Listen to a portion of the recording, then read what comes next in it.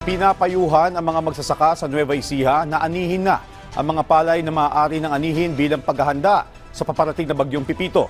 Ang detalye sa Balitang Pambansa ni Camille Naganyo ng PIA Central Luzon.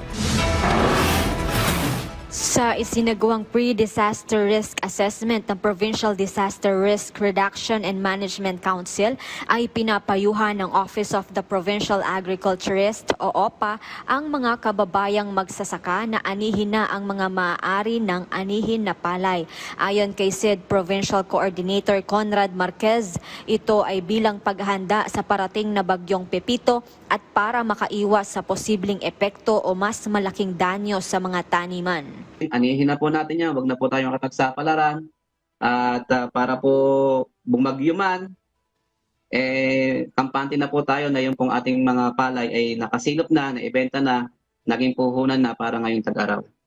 Batay sa datos na iniulat ng tanggapan, nasa humigit 58,000 hektarya ang standing crop sa palayan sa buong Nueva Ecija na kung saan ang nasa maturing stage o pwede ng anihin ay nasa humigit 29,000 hektarya.